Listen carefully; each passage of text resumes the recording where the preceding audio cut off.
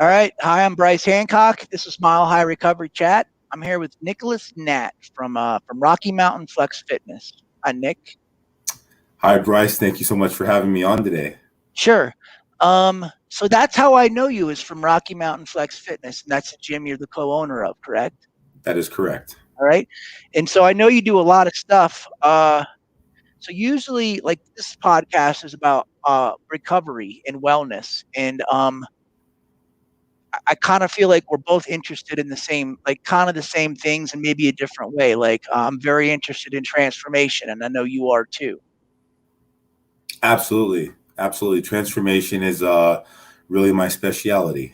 All right. And so I became really interested in having you on because I listened to you at the gym. You train people and you train them how to get in shape physically, but you talk to them. And I heard you one day saying to a guy, you said something like, the choices you made got you here.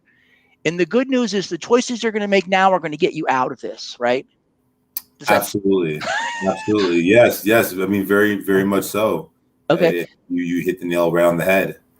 And so you're very into the psychology of this thing. So I want to know what I want to know is why you are the way you are. Like, and I don't mean just like a bodybuilder, but like mentally, how did you get to this place? That's a great question, Brice. Thank you so much for asking that. Okay. If I really think about the roots, my family, there's six of us, my mom, my dad, and then I have three older siblings, so I'm the baby. And so my household is very loud growing up, as I'm sure are a lot of people's. And so with that, people fight for attention, right? Everyone wants to be seen. And so I found myself naturally being an observer. When you're younger, you can definitely understand that people are, your place is to be seen, not to be seen and heard, but to be, to listen. And so naturally, what I really did is I would observe, and I would really interested in why did people do certain things. I would see my siblings maybe get in trouble, and then I was, easily able to understand, okay, I don't want to do that. That carried over into friendships. I was able to bond with people. For me, I thought I was weird in high school. Obviously, I would like to classify myself as a normal, teenager. I played sports. I was involved in activities, but things just made sense to me that I thought most kids just didn't have that level of awareness. And at the time, I really didn't know what it was then, but it was what we now refer to as psychology. And so my senior year, I took an AP Psych course, and I was completely emulsified in it. It was really the study of behavior and why people do certain things. And when we took a step further, when I declared that major as a start in undergrad before it shifted and changed, it really had a lot to do with why do people make the decisions they make? And then how does that over time influence what we now understand as a paradigm, right? And so in the default way of thinking and how people live their life, these are the typical corresponding circumstances they'll find themselves in, and these are the default decisions that they'll make. And if you ask a person why they did that, and they didn't want to because their destination or their goal, their focus is to end up somewhere else.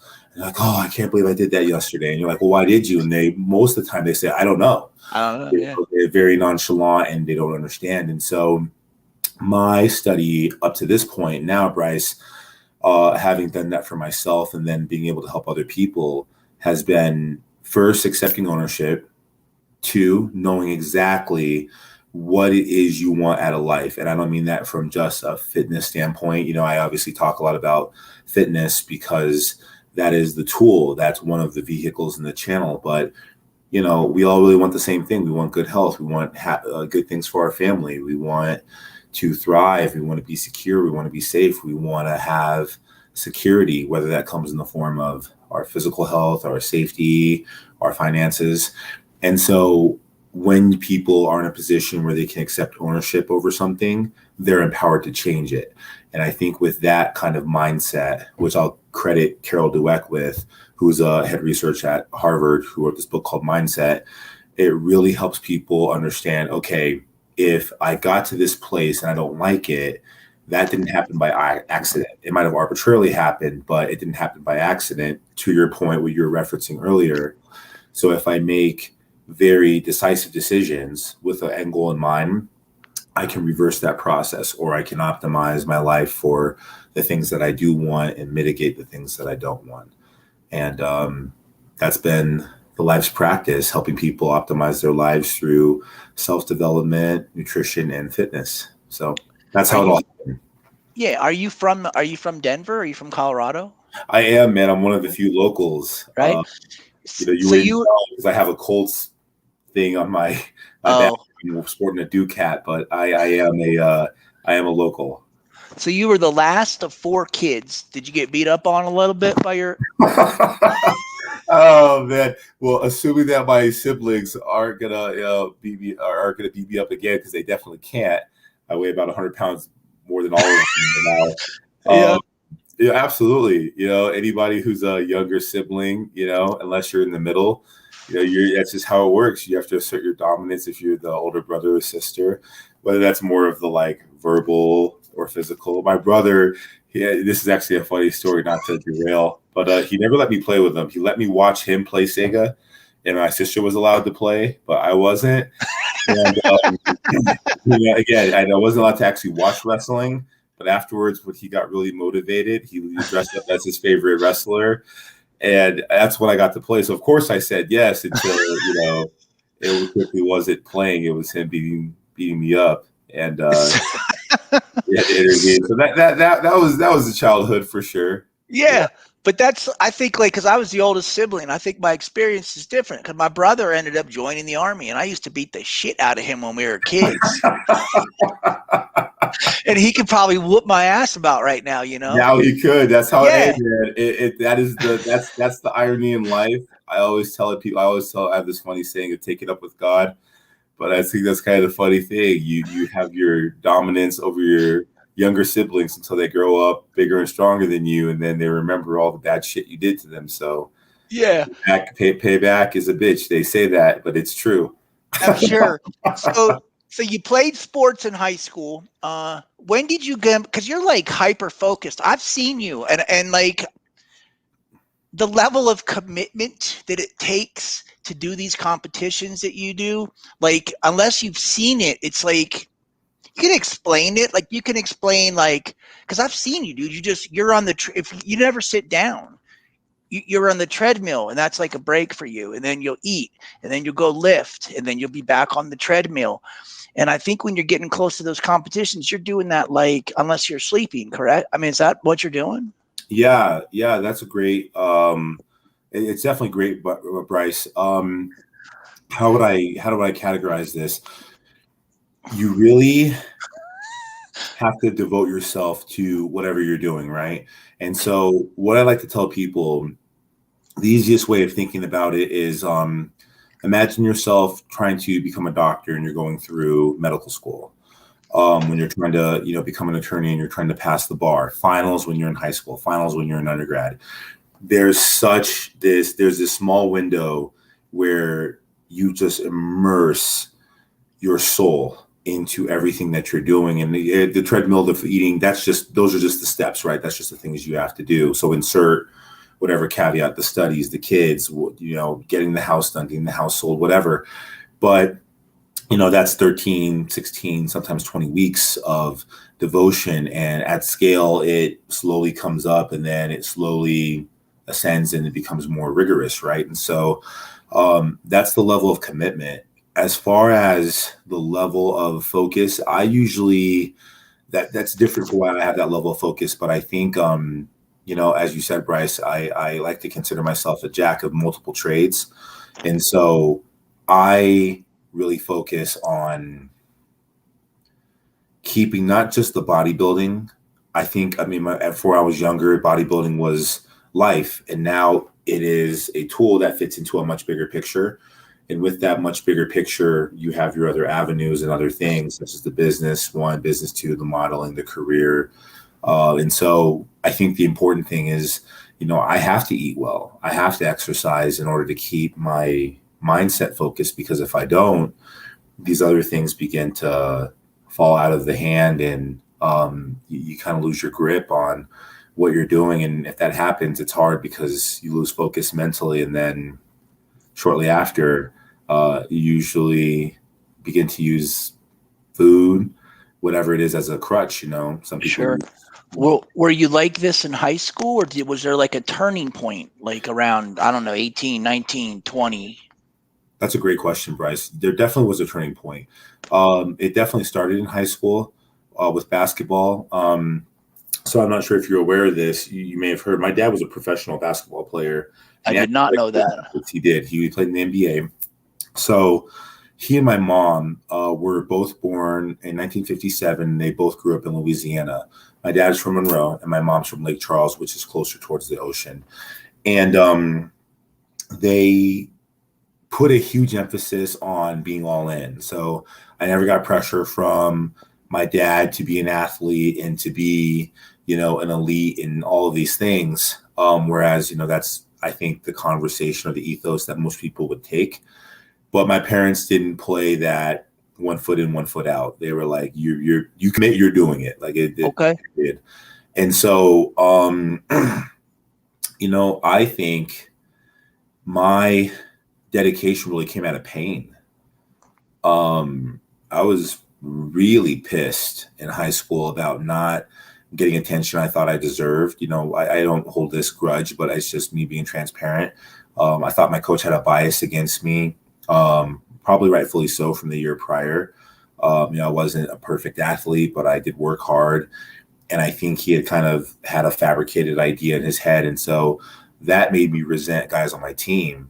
They never knew that, but it pissed me off because I felt like I wasn't getting a shot. And I remember we went the furthest, to my knowledge, I think Smoky Hill, which is where I went to high school, has ever gone.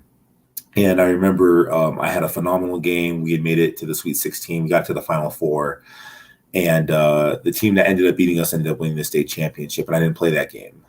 And the game prior to that, I had a phenomenal game. I didn't start, which I was mad about, but I also had a phenomenal game and felt like I was contributing. And so I kind of had that grudge earlier on, which made me want to work harder because of the influence from my parents and my natural peers that were like, well, what are you going to do? And so I guess I just cultivated that belief that if I worked hard enough, I would get my dues. Yeah. And I think that paid off a lot more later in life than it did. Okay. But that's where it started. I get it. All right. So that makes sense to me. That's kind of like that, like there was like an internal shift and you were mad, right?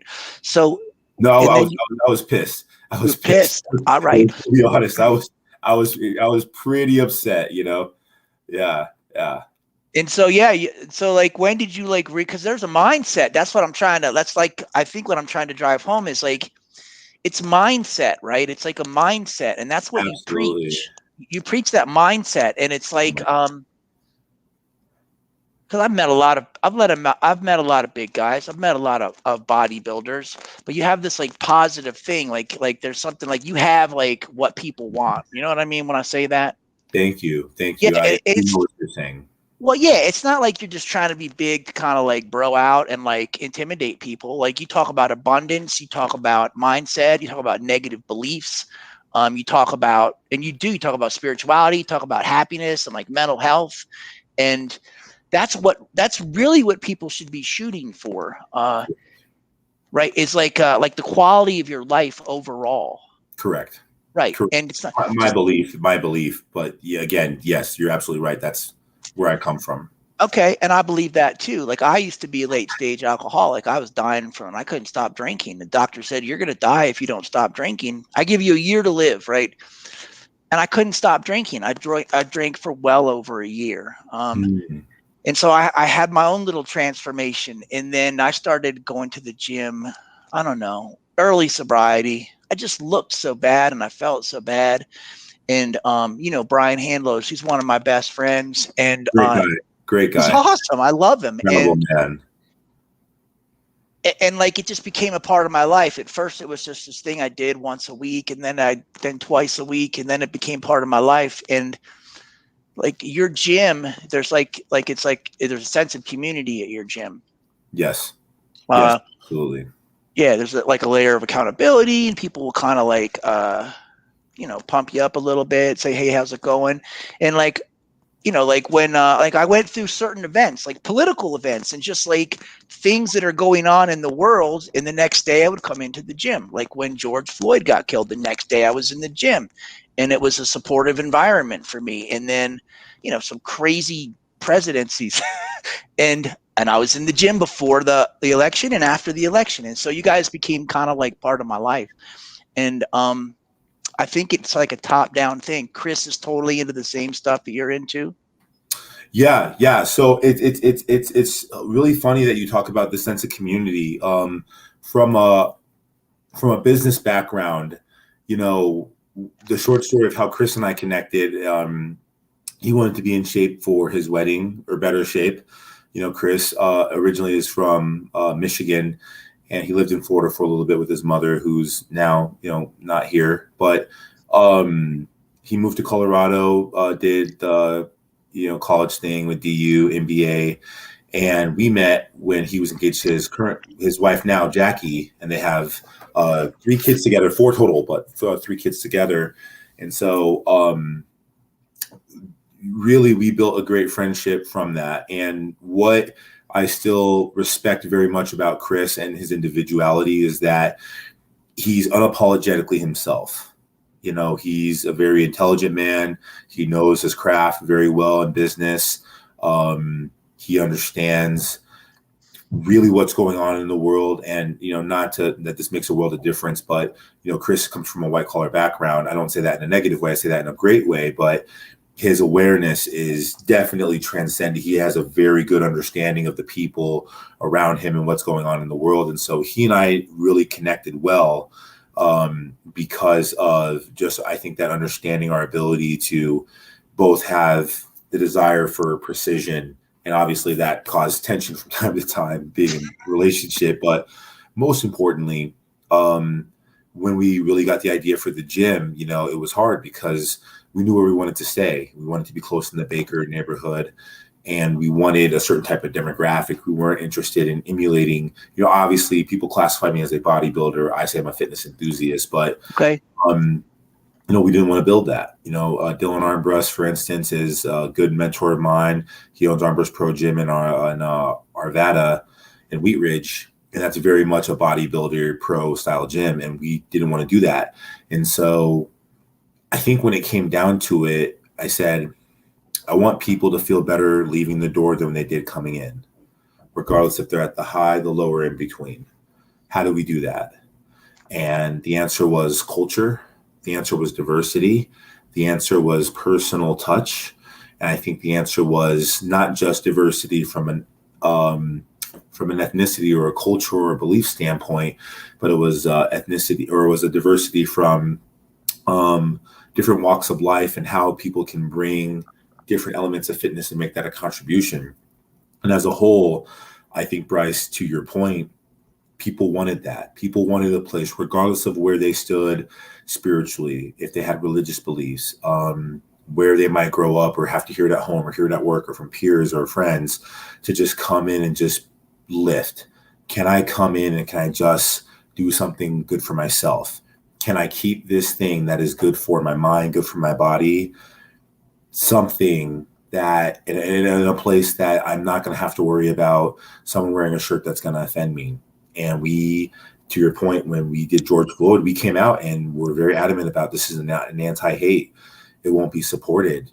We've had multiple interactions with, different business decisions that weren't monetarily to our benefit, but long term, I think that saved us because we weren't willing to bring a toxicity into our community. And it's, again, the commonality, one bad apple spoils the bunch. Well, we all see what that looks like in any kind of environment. And so through that level of dedication and honestly servitude out of the members, which is what we wanted, I think they've adopted it as their own mission.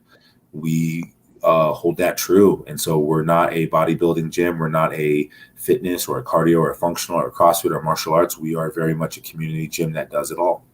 I agree. I like it. And I hear like in your like I don't know, your vibe, kind of a law of attraction type thing, like what you're going to put out, you're going to get back. And like what you surround yourself is important. Absolutely. Absolutely. Environment is so pivotal, right? And so again, Brice, you run this organization that has to deal with recovery. Yeah. One of the profound, paramount, right? Conversations with anybody, whether it's food, whether it's narcotics, whether it's alcohol, whatever it is, right? What environment are you surrounding yourself by? Because most people have facilitated a lifestyle that supports a certain type of thinking. And with that, obviously, there's people who support that type of environment and that type of thinking, and one nurtures the other. And if you want something different, I mean, it's the definition of insanity.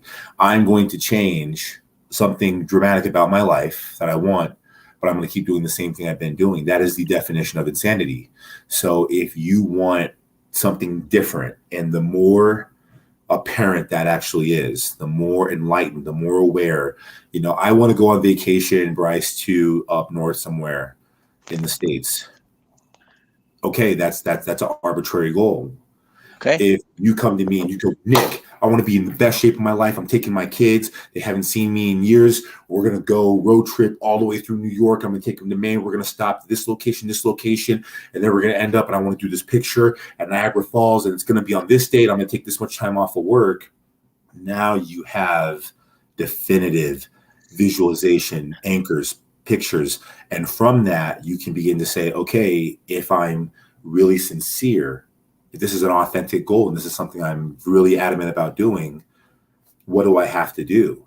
And with that, that's going to be environment. 50% of that, if not more, is going to be, I got to remove I might love this person. I might hang out with this person, but you know what? That's not going to be conducive to me going this direction. And so I need to mitigate my time and how I spend that. Yeah. People lose weight, but they don't want to go to the gym. And you don't have to go to the gym to lose weight. But if your environment is every Thursday and every Friday you go to happy hour with, Bo, Shim, and Beth Bob, and, you guys eat these foods that aren't good for your mind, they're not good for your body. And, it's kind of the conversation is woe is me, and no one's really talking about something empowering. You're going to be like those people because you're a product of who you surround yourself with. And, the hard part about that, and the last thing I'll say, Brice, is that that's comfortable. And that are really the two driving forces in behavior. Moving towards pleasure, moving away from pain. Usually pain pushes people to movement and pleasure pushes people to comfort. Yeah, I believe comfort kills people. Like, absolutely. I do, because there's David Goggins would agree with you, man. There's this belief that like when you hit like, I don't know what it is, 40 or 50, it's kind of like it's time to relax, or you've been sedentary your whole life up until that point. And I like, that was fine like 100 years ago when you lived to be like, 50 and then you die or you retire at 60. But like people live to be 100 now. Right. And if you stop working out or you never worked out, from 50 to 100, that's 50 more years. I don't want to be in terrible shape for the last half of my life. Correct. I want to be in good shape for the last half of my life. I want to try to live as long as possible. And I want to be as happy as possible. I want to have a high quality life. And so it's weird. Like you talk about it, like I'm sure you know it, but you talk about intention, you talk about authenticity, and it's just like a very Yeah. The what you were saying, Brice, I think is like people are like, yeah, totally. But it's like, well, words have power. You want to live as long as you can, but let me ask you an honest question. How do you see yourself living? Because you could be 100, but you want to be in a wheelchair. And people are like, no, I don't want to live, be in a wheelchair. Well, and again, no offense to people in a wheelchair, but I'm saying if you have the means of being able to walk on the beach at the age of 80, or if you can't do that because the decisions you made decades earlier took away your functional movement and you need help and support, well, can you make that decision now? Years prior, whether you're 20, whether you're 40, whether you're 50. And so I think that to your point, comfort kills. Well, I think that comfort is very short-term focused. If you notice, Brice, from a psychology standpoint, obviously I specialize in fitness, but transformation as a whole, transformation has a lot to do with sitting down and putting yourself in your shoes later in life. Can Brice now have a conversation with Brice 10 years down the road or 5 years down the road? Or can Nick have a conversation with 6 months if this is the goal? And with that, you're having to make sacrifices, and that causes discomfort. Now, most people make decisions that they have to go back on, and they sort of, whop themselves in the head. And the reason I think they do that are because your decisions are very short-term oriented. They're very short-term focused. If I want ice cream right now, I'm going to go have it. I'm not saying that's good or bad, but I'm saying if it's stimulus and response always, and with that, there's no ambiguity, it's always just reaction, then the hard part is when it comes time to change, that's a resistance, because like building a stronger chest or building better lungs, you have to run, you have to do push-ups or a bench press to strengthen those muscles. Your willpower is not there. And the ambition might be there, but when it takes the action, which I usually cultivate or utilize with drive, you don't have that will, right? It's kind of, I call it the New Year's dilemma. It's not funny, but it's the New Year's dilemma. I'm excited. The 3 goals people make most of the time around New Year's are around health, finances, and relationships. Those are all very difficult things, not because they're difficult and they're hard, but because they're simple, but there's a lot of emotion. And so I think people set their goals and they know why, but you're used to making short-term decisions. And the moment life goes haywire, pressure doesn't create weakness, pressure reveals it. So where are you the weakest? Well, you're the weakest in the areas where you spent the least amount of time. So there goes, not drinking on Saturday nights and going to the gym on Sunday, ball games on Sunday, drinking Saturday, drinking Sunday. And then before you know it, you're back having the same conversation in February that you were having before Thanksgiving. Right. But I think eventually at some point, people just forget all about those goals that they had on the end of December, and they just are back in their comfort zone. They're just back in their thing. Sure. And, the thing for me is like, I started to realize how little time I spent on my health. Because I smoked, I drank, I did drugs for decades and almost died from it. And then I came out of it and I had to replace all that with something else. And I felt terrible. And the thing is interesting is that the more I did it, the more I wanted to do it. Right. Like I know I couldn't go from where I was to where I am today. And I'm not saying I'm like this, super awesome fitness guy, but I'm in a much better shape than I was before. But you can't go from there all the way to there real fast. And so it's like you just take one step, and I would go once a week and then twice a week. And now I'm going just about every day, except for when I'm out of town. And the thing is, it got easier. Mm-hmm. Now I don't think about it anymore, but it's easy to wake up and go, I don't want to go to the gym today. Yes. I don't want to go today. Maybe I'll go tomorrow. And then in 2 weeks, you haven't gone and you just forget all about it. You're like right back in your comfort zone. Absolutely. So people ask and they're like, well, what do you think is the difference between why somebody will see results and not? Is it because they do training and this person doesn't, or is it because you have to have a trainer? And, all those tools are in place because, those tools are in place to help you maximize your time, your efficiency, right? What I find, Brice, is that it comes down to clarity. I think strategy is important, but I think the strategy becomes irrelevant. People can say, Brice, how did you get out of addiction? Or Nick, how did you build a gym? How did you build that body? If we could write it down in a perfect template, to this day, I still think most people would not be successful at doing it.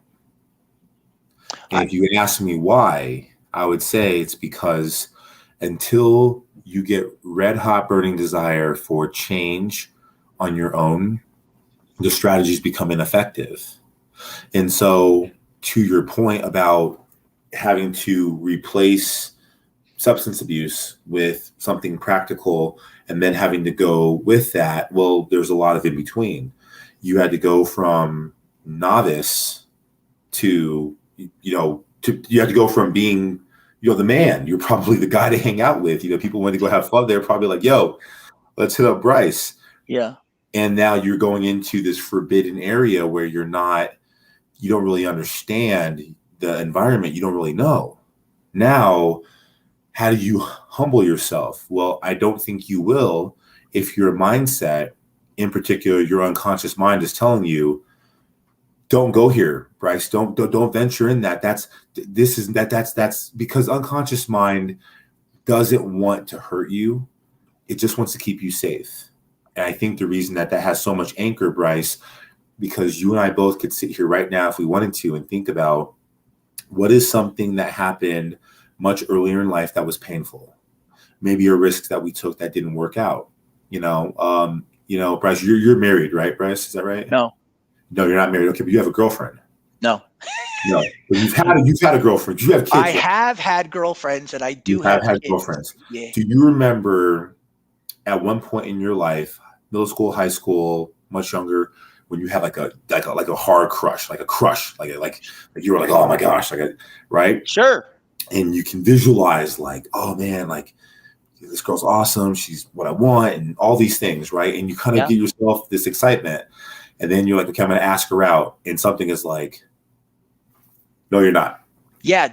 It's your brain trying to protect you. And trying to protect you. And so that's unconscious mind, I like to tell people, because maybe that works out, right? Yeah. Yeah. But let's say that at that time that didn't. And there's been times before where I've done that before, in middle school. I can think of, I won't name drop her, but I can think of, I had the hugest crush, and my friend, of course, being the friend that he was, just went out and blabbed to her.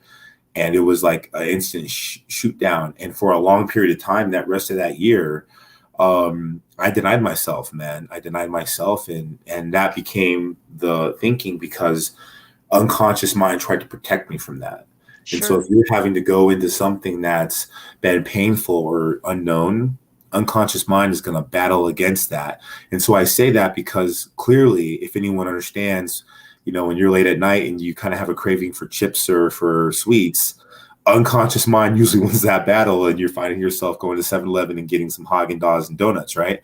Yeah. Well, until you have that reason why, you don't have anything to combat that, because that stimulus still shows up, but we call it stimulus and response because it's not stimulus and reaction. Craving for donuts, go and get the donuts. It's craving for donuts. Wait, I want to look good for my vacation. I want to not be in this prison of drugs and alcohol. I don't want to be the fat kid anymore. And when that hits,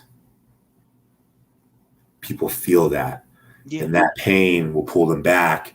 And then they're willing to go that moment. And then, like you said, Brice, they're good. Like then they're like, oh my gosh, I'm getting good at this. I'm building community. Right. I have fun. And then it's much easier. So the hard part is the push in the beginning.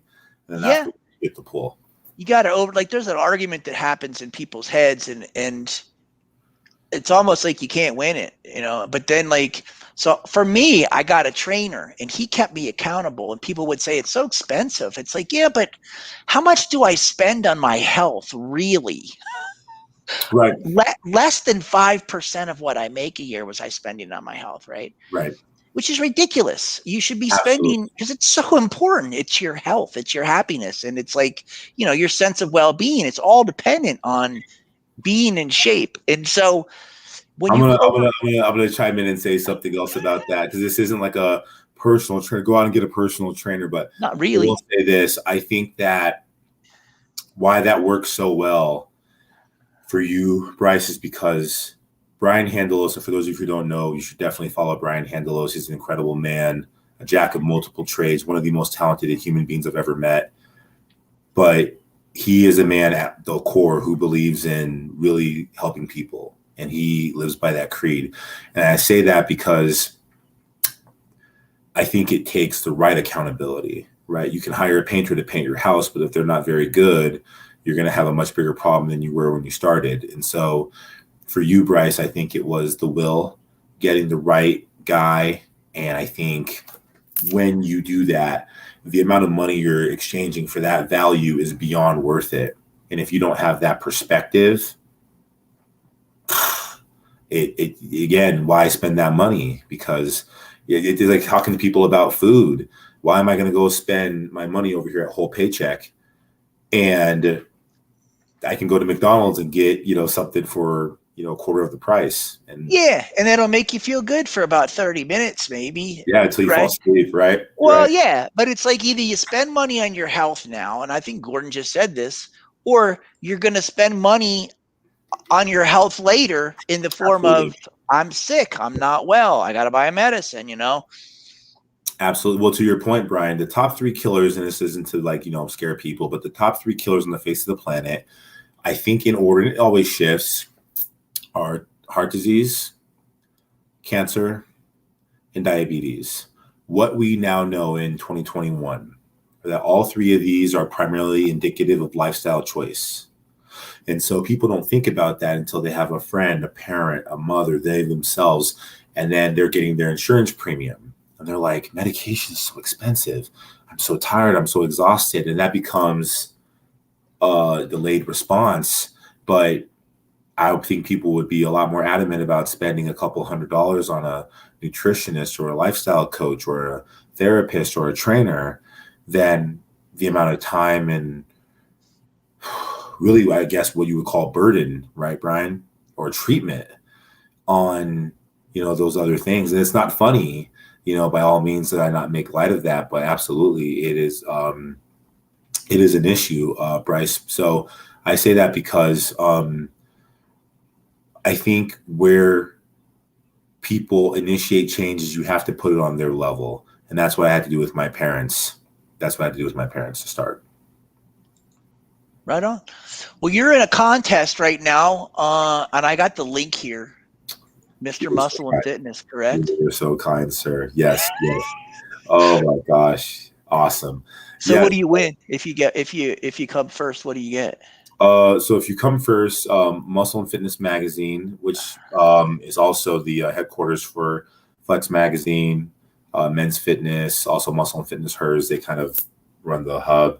You get a 2-page spread in their magazine, and then you also get $20,000. And so it's a pretty big deal. And again, who doesn't want $20,000 cash? That's a pretty significant amount of change, in addition to getting a 2-page spread and having the opportunity to be photographed by some of the best in the industry, and honestly, the pinnacle magazine in my opinion, of the industry. But most importantly, I think it's a great opportunity to speak more on what we're kind of talking about, Brice, and to get that opportunity for people to really think about, well, is that a message for me? And it's a platform. So that's the big inspiration behind wanting to win. All right. Well, is there something you want to leave everybody with? I appreciate you coming on, man. I think that you're making an impact, and I think it's just awesome what you're doing, and I just love the psychology, and that you equally emphasize exercise and the psychology and the mindset, and you inspire your clients. I hear you doing it. And there's I also wanted to say that you're because when you're working out and it's that hard, there's a point where it's like, God, why am I doing this to myself? Yeah. Right. Absolutely. And you have to follow it up with a push. You have to inspire your clients. Yes, you definitely do. Well, I mean, to your point, everybody who's ever done, rigorous yard work or, anything hard, it's dumbfounding. You don't, it's not fun. It's not fun to suffer. Right. And we're kind of built as humans to go the opposite direction when we face pain. And so you definitely, I think, have to, focus on building the mindset and those mental, emotional, and psychological muscles, as well as your physical body. And I think, things change. What would I leave people with? I think that was your question. Is that right? It was. Yeah. Wow, that's such a good question. There's so much you can say. I'll say really three things, and I'm sure I could come up with better stuff. I know you're going to ask such a great question, Sorry. but wow, you really put me on the spot. Okay, here's what I would say. Choose kindness. Most people in their heart of hearts, regardless of where they're coming from, are the latter and better improved version of what they could be. Choose kindness when you are connecting with people in the world. The second thing that I would say is, I actually can't take credit for this. This is from Les Brown. Every argument that everything that you think in negativity, every limitation that you think of in an argument way, you get to keep. So definitely be conscientious of what you fight for, and from that, words have power. Be mindful of what you say. Third and finally, this is a good one. No one except you can decide what's best for your life. Stay true to that. All right, man. It's a pleasure knowing you. I appreciate you coming on the show. You're awesome. Thank you. Well, I want to say thanks for having me. First of all, Brice, You're welcome. I think what you do, what you've done is an inspiration. And, your story is by no means, man, something that I think many people in the world who are going to come, who are living and who are now past, weren't able to do what you've done. And I think that's remarkable. I think it's incredible that you built this platform, and you're the real superhero, man. So thank you so much for having me on and letting me get an opportunity to talk to your community and your guests. All right. Thank you, Nick. Wonderful. Okay. Have a good one. You as well.